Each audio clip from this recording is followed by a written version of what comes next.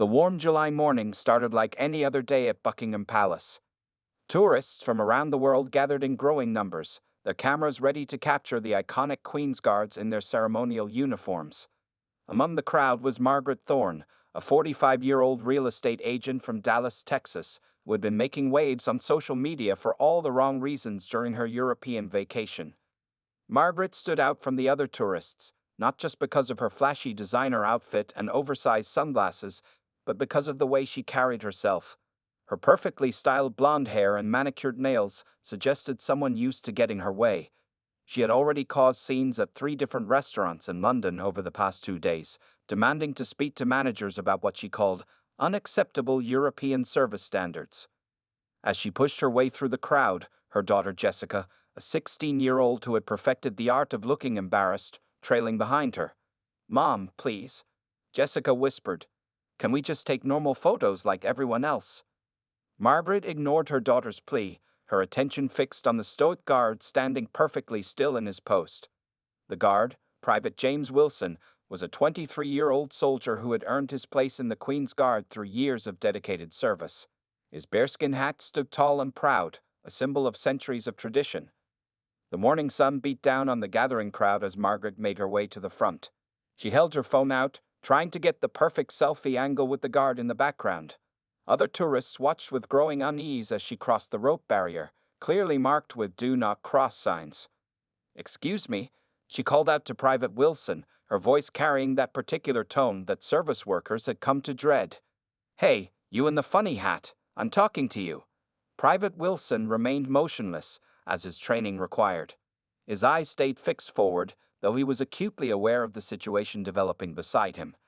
Years of training had prepared him for tourists like Margaret, but something about her demeanor suggested this encounter might be different. Jessica hung back, pretending to be interested in her phone while occasionally glancing up with mortification as her mother continued to make a spectacle. Several other tourists had begun filming the scene, sensing that something newsworthy was about to unfold. "Mom, there are signs everywhere." Jessica tried again. "We're not supposed to get this close. Let's just go get lunch." "Nonsense," Margaret declared loudly. "I paid good money for this vacation, and I'm getting my photo. These guards are just here for show anyway. It's all just tourist entertainment." A nearby British couple exchanged knowing looks. The husband, an ex-military man himself, could see the guard's jaw tighten ever so slightly, the only visible reaction to Margaret's dismissive comments about his prestigious position. 2 palace police officers had noticed the commotion and began making their way toward the scene. They moved unhurriedly, having dealt with countless tourist incidents before. However, they would soon regret not moving faster. Margaret's frustration grew with each passing second as Private Wilson maintained his professional composure.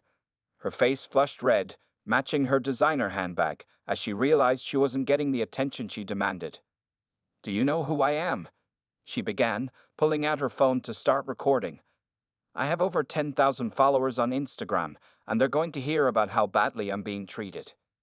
The growing crowd had formed a semicircle around the scene, many with phones raised, creating what would soon become viral footage. The summer air felt thick with tension as Margaret's demands became increasingly aggressive. Jessica had retreated further into the background, her face buried in her hands. She had seen this behavior from her mother before, at restaurants, at hotels, at shopping malls, but never at a royal palace with armed guards present. Private Wilson stood firm, this training evident in every muscle that didn't twitch, every breath that remained measured and calm. His eyes remained fixed on a point in the distance, though his peripheral vision kept track of Margaret's increasingly erratic movements. The police officers were now just meters away, but they were about to witness something that would make headlines across the globe and become one of the most notorious tourist incidents in recent British history.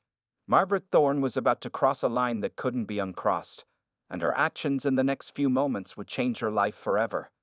Little did anyone know that within minutes, this scene would escalate from typical tourist misbehavior into an international incident that would spark outrage, debate, and serve as a cautionary tale for years to come. The tension in front of Buckingham Palace continued to build as Margaret Thorne's behavior became increasingly aggressive.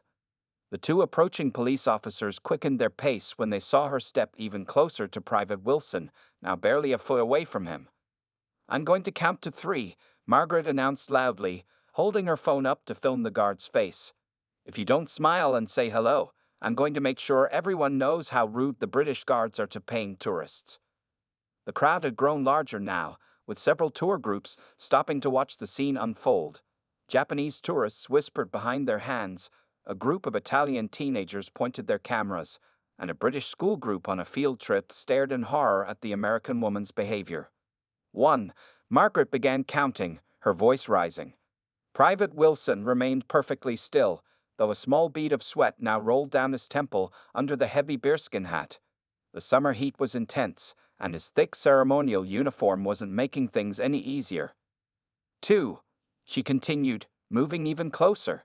Her designer perfume now filled the air around the guard's post.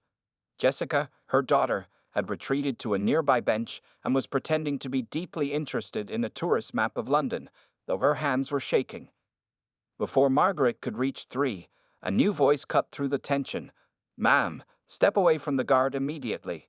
One of the police officers had finally reached them, his tone firm but professional.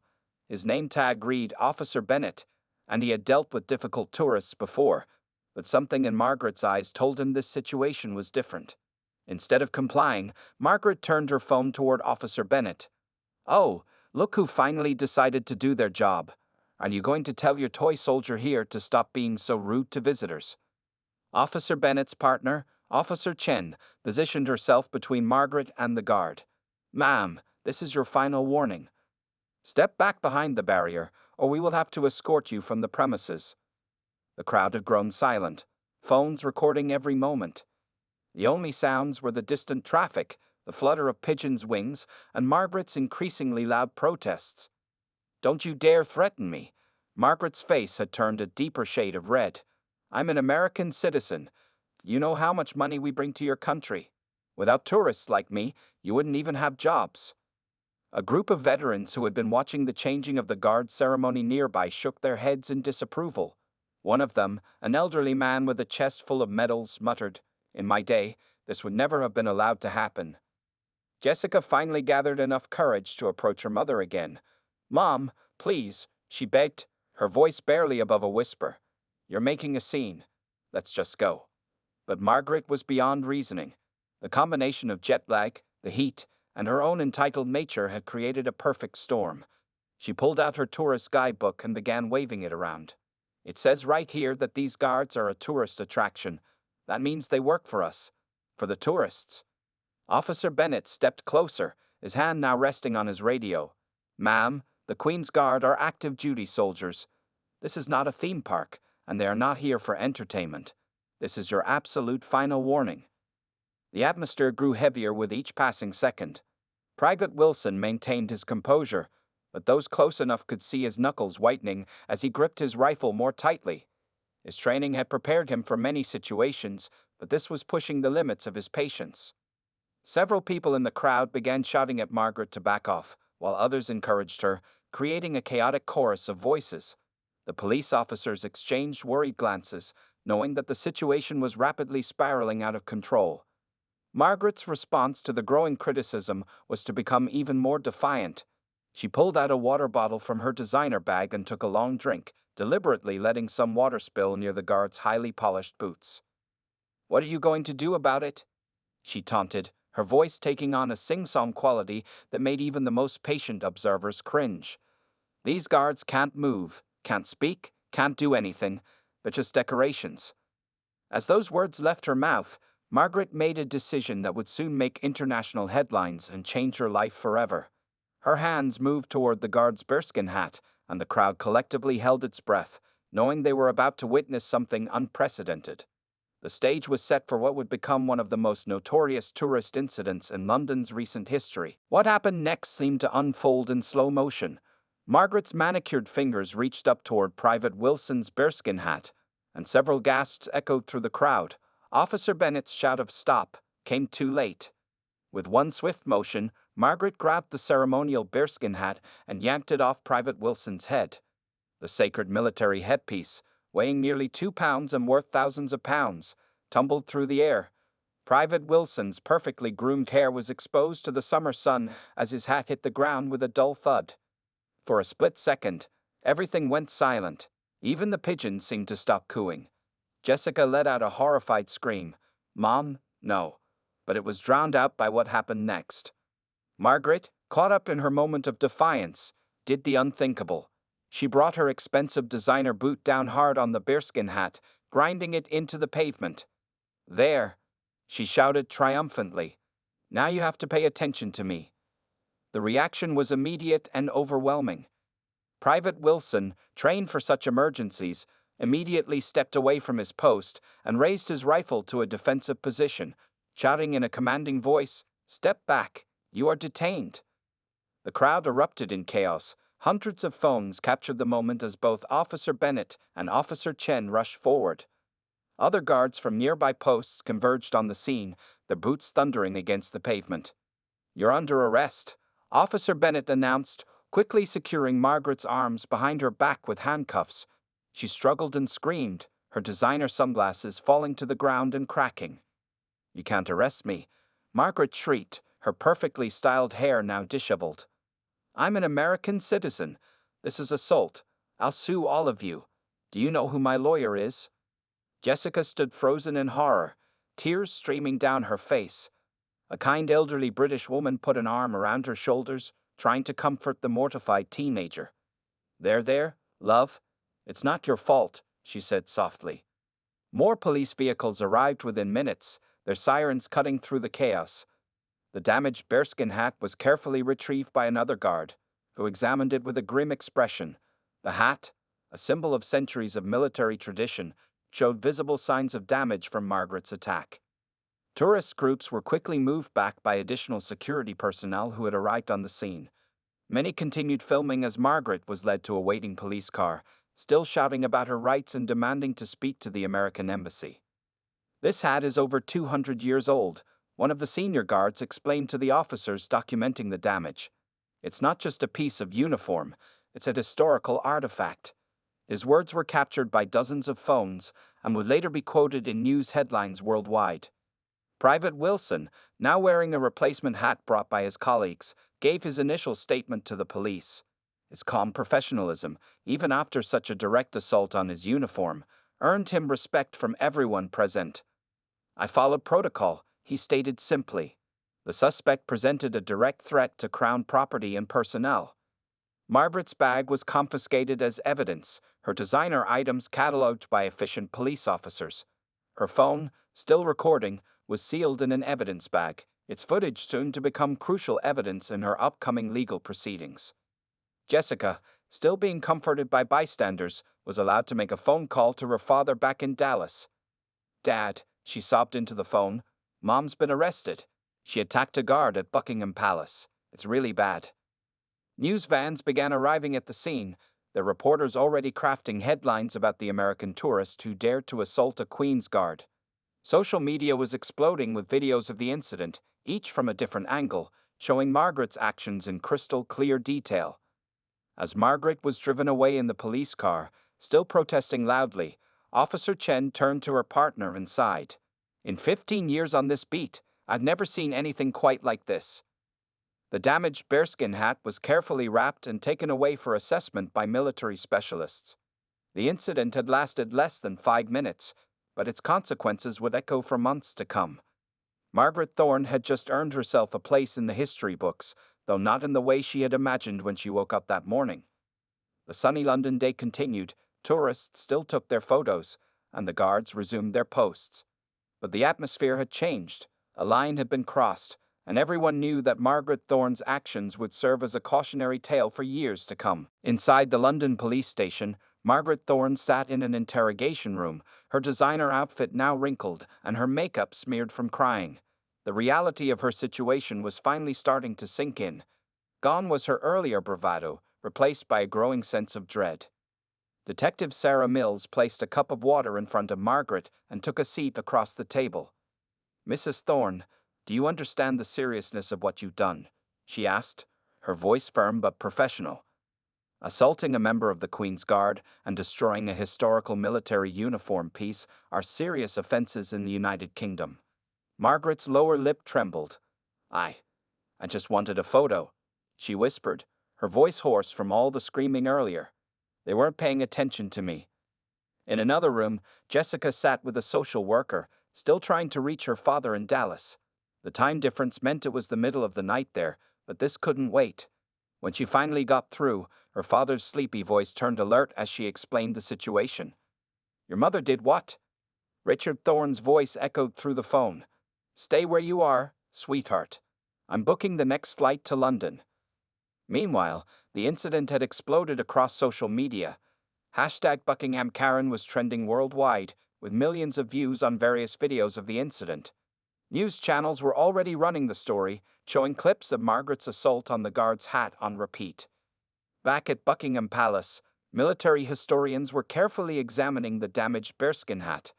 "This particular hat has been in service since the 1980s, explained Colonel James Hartford to the press. "These are not mere costumes. They're part of our military heritage, and each one costs thousands of pounds to produce." The American embassy in London had been notified, but their response was clear. They could provide basic consular services, but they couldn't intervene in legal proceedings for criminal actions. An embassy representative arrived at the police station looking rather stern. "Mrs. Thorne," the embassy official said, adjusting his glasses, "while we're here to ensure your rights are protected, you should understand that diplomatic intervention is not possible in cases of clear criminal behavior." Margaret's social media accounts were flooding with thousands of angry comments. Her real estate business page back in Dallas was being bombarded with negative reviews. Local Texas news stations had picked up the story, and her face was plastered across hometown news broadcasts. Detective Mills continued her interview. "Your passport has been confiscated, and you'll need to appear before a magistrate tomorrow morning. Given the nature of the offense and the historical significance of the item you damaged, this isn't something that can be resolved with a simple fine." In the station's waiting area, Jessica scrolled through her phone, watching her mother's actions from multiple angles. Each video showed the same thing: her mother's clear aggression, the deliberate attack on the guard's hat, and her defiant behavior afterward. There would be no claiming it was a misunderstanding. "The damage to the bearskin hat is estimated at £5,000, Officer Chen informed her colleagues, reading from a preliminary report. "But the historical value is impossible to calculate." Margaret's solicitor, hastily arranged through the embassy, arrived looking grave. After reviewing the evidence, he spoke frankly to his new client. "Mrs. Thorne, with the amount of video evidence and witnesses, our best strategy is to aim for leniency through an immediate guilty plea and sincere remorse." Outside the police station, journalists had gathered, their cameras ready. News of the American Karen had spread quickly, and everyone wanted the first interview with the woman who had dared to assault a Queen's Guard ceremonial hat. Private Wilson, back at the barracks, was being praised by his commanding officers for his professional handling of the situation. "You showed remarkable restraint," his superior officer commented. "Your actions will be used in training as an example of proper protocol." As night fell over London, Margaret sat alone in her holding cell, her designer clothes exchanged for standard-issue garments. Her makeup was gone, her hair disheveled, and her usual confidence shattered. Tomorrow she would face a judge, but tonight she had to face herself and the reality of what she had done. The events of the day would have consequences far beyond what she could imagine, and this was only the beginning. Her moment of entitlement had set in motion a chain of events that would change her life forever, and the world was watching. The magistrate's courtroom fell silent as Margaret Thorne was led in, wearing the same clothes from the day before. Her usual confident stride was replaced by small, uncertain steps. The wooden benches were packed with journalists and curious onlookers, all eager to witness the fate of the woman who had attacked a Queen's Guard ceremonial hat. Judge Eleanor Blackwood, known for her no-nonsense approach, studied the documents before her. "Mrs. Margaret Thorne," Judge Blackwood began, her voice carrying through the hushed courtroom, "you are charged with assault on a military officer, destruction of historical military property, and disorderly conduct at a protected royal site. How do you plead?" Following her solicitor's advice, Margaret spoke in a trembling voice, "Guilty, Your Honor." Gone was the defiant woman from yesterday, replaced by someone who finally understood the gravity of her actions. In the public gallery, Richard Thorne sat with Jessica, having arrived on the first flight from Dallas. His face was tight with concern and disappointment. Jessica kept her eyes fixed on the floor, unable to look at her mother in the defendant's box. The prosecutor rose, adjusting his robes. Your Honor, this wasn't merely vandalism. This was an attack on a centuries-old military tradition. The bearskin hat Mrs. Thorne damaged was not just a uniform piece, it was a symbol of British military heritage. Military experts testified about the hat's historical significance and the costly restoration process required. Private Wilson gave his statement, his professional demeanor impressing everyone present. The defendant showed complete disregard for both military protocol and repeated warnings. He stated firmly. Margaret's solicitor presented character witnesses via video link from Dallas, colleagues and clients who spoke of her previous good character. But their words seemed hollow against the viral videos of her actions, which the prosecution played in court. The defendant's behavior has caused significant diplomatic embarrassment, the prosecutor continued. It has also led to increased security measures being necessary at Buckingham Palace at considerable public expense. When given the chance to speak, Margaret's voice cracked with emotion. I'm deeply ashamed of my actions, she said, tears running down her face. I don't know what came over me. I've never done anything like this before. Judge Blackwood listened patiently before delivering her verdict. Mrs. Thorne, your actions were not just an attack on a uniform or a single guard. They were an assault on the traditions and respect that formed the foundation of our institutions. The sentence was harsh. A £10,000 fine for damages and restoration costs, a 6-month suspended prison sentence, and a ban from entering the United Kingdom for 10 years.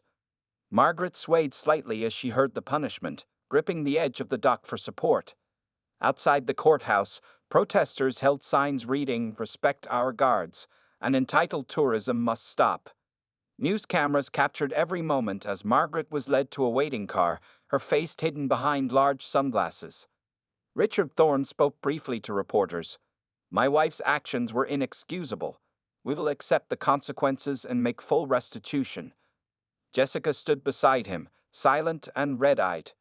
Back in Dallas, Margaret's real estate office had already removed her name from the door. Her social media accounts were deleted after thousands of negative comments, and her professional reputation lay in ruins. Local news stations camped outside her home, waiting for her return. The incident sparked a broader discussion about tourist behavior and respect for cultural institutions. Buckingham Palace announced new security measures, including increased barriers and stricter enforcement of tourist guidelines.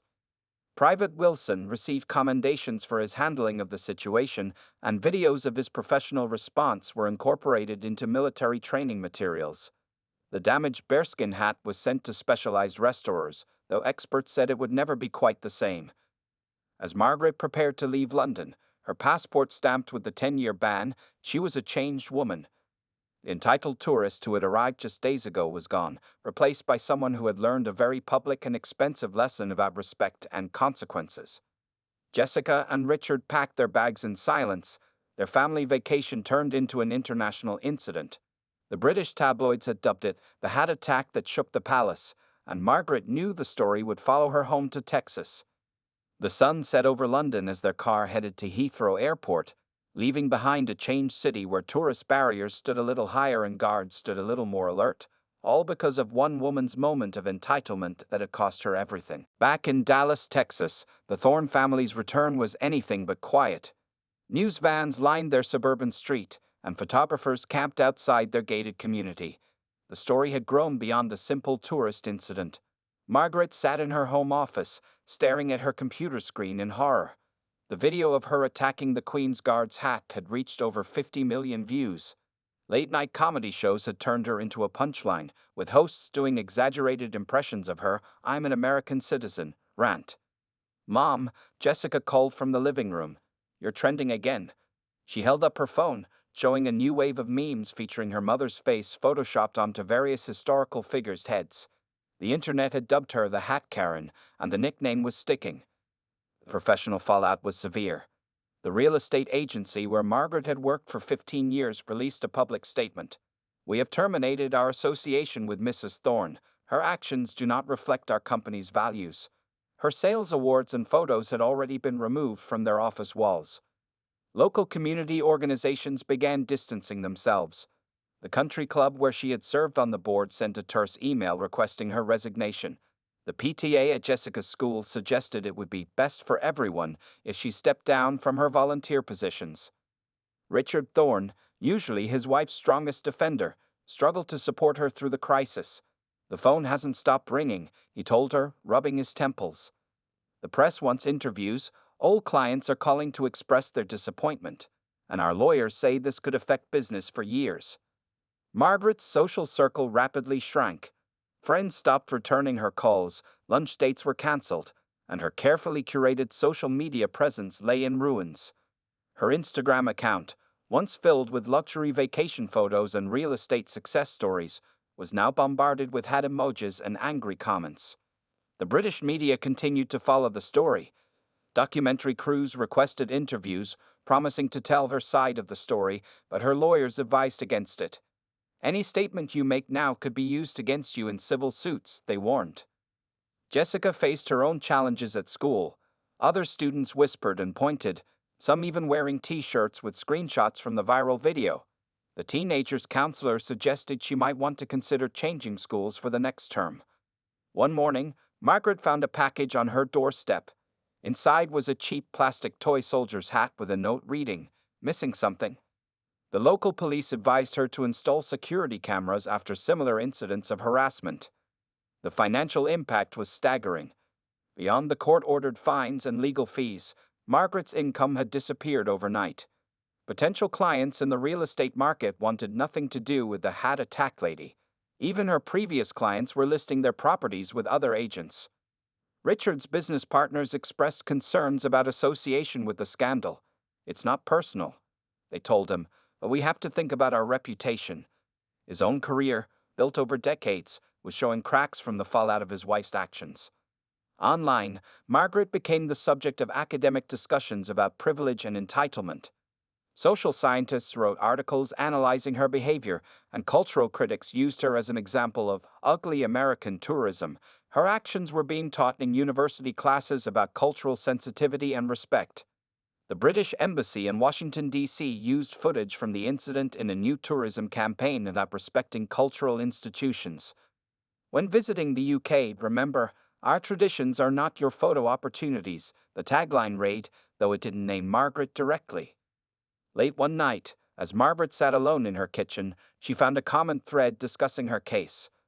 "The worst part," someone had written, "is that she probably still doesn't understand what she did wrong." The words stung because, finally, she did understand.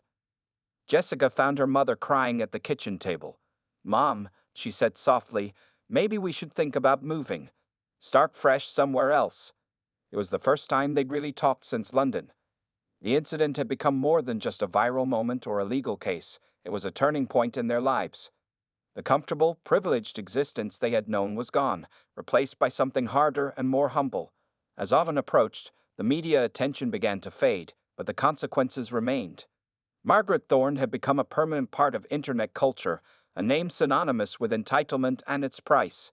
Her story would be told and retold, a modern fable about respect, privilege, and the power of public shame in the digital age. 1 year after the infamous hat attack incident, Margaret Thorne sat in her new home in a small town in Colorado, far from the spotlight of Dallas society.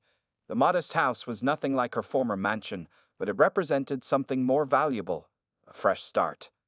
The family had moved 6 months ago, after Richard found a smaller accounting firm willing to give him a chance. Jessica had enrolled in a new school where most students didn't know about her mother's viral infamy, though occasionally. Margaret was different now. Gone were the designer clothes and entitled attitude. She worked part-time at a local library, where her task was reshelving books, a humble job that taught her patience and the value of quiet service. Her coworkers knew her story, but appreciated how hard she worked to rebuild her life.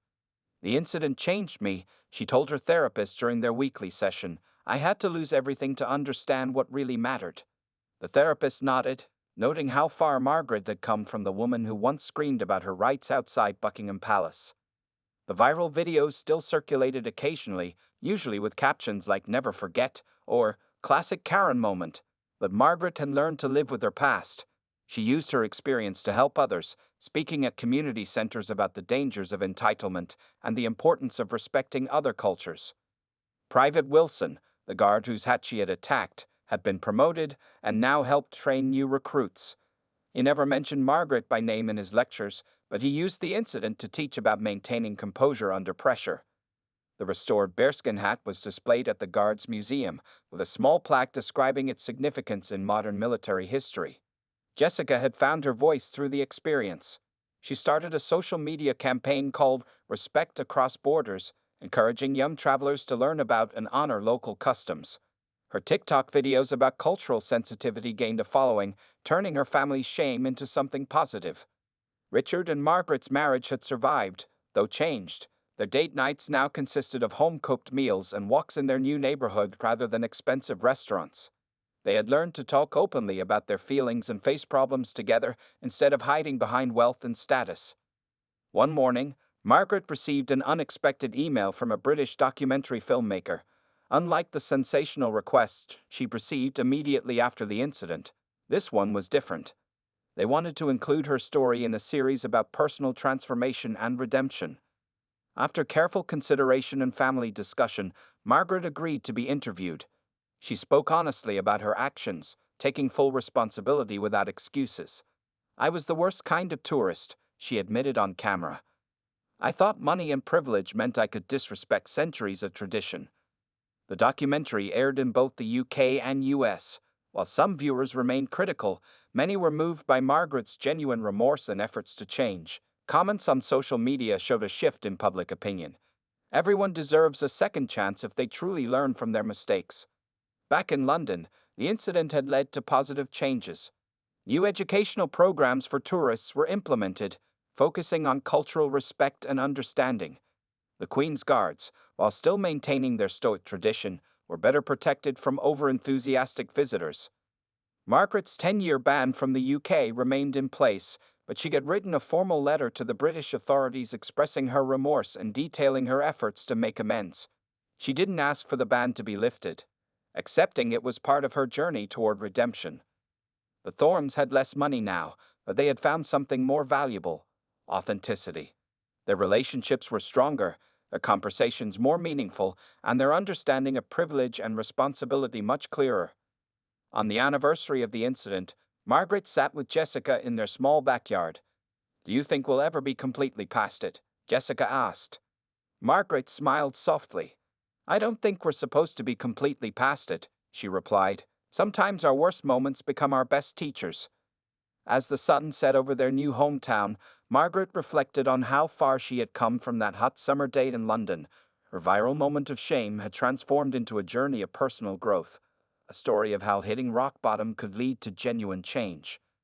The woman who once demanded attention now found peace in anonymity, strength in humility, and wisdom in accepting consequences. Margaret Thorne's story had become more than just a cautionary tale. It was proof that even the most entitled Karen could learn, grow, and find redemption through genuine remorse and real change.